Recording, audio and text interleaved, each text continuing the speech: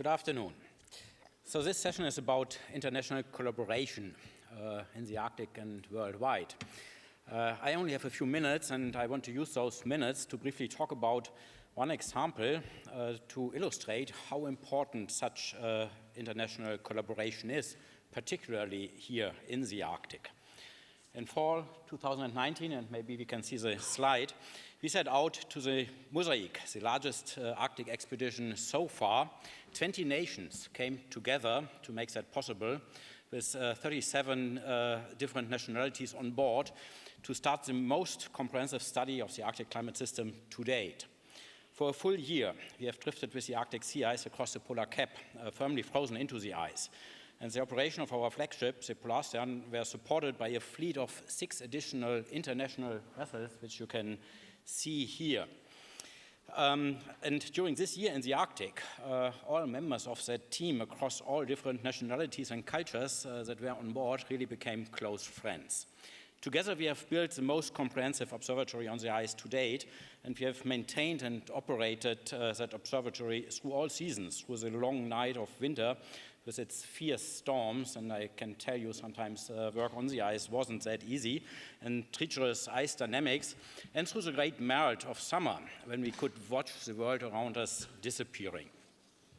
In August 2020, nearly 1 year after we had started the expedition, after we have reached the ice edge in the Fram Strait, we sailed to the North Pole to study the later half of summer, and we took the route north of Greenland, which is unusual. It's a region that we have to pass through a region which is typically covered by thick and sometimes multi-annual ice.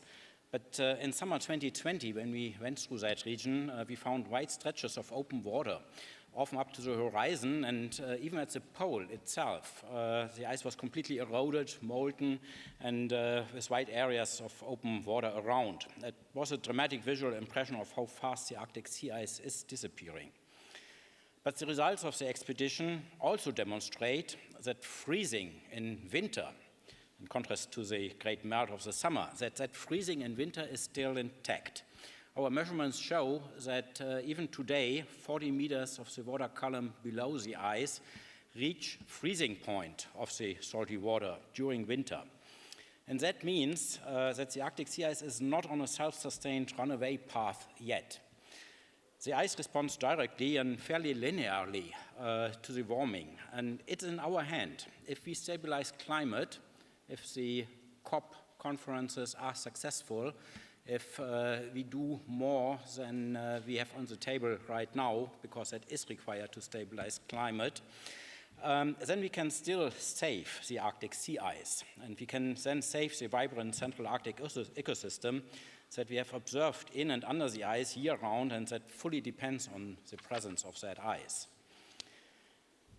This expedition was a huge success. Everybody on board returned safely, which maybe is the most important result of it. I'm so glad that we all returned safely from that large endeavor. And the expedition has reached virtually all its scientific goals, despite all the challenges, and even those challenges from the corona pandemic, which forced us to completely change our logistical plans halfway into the expedition.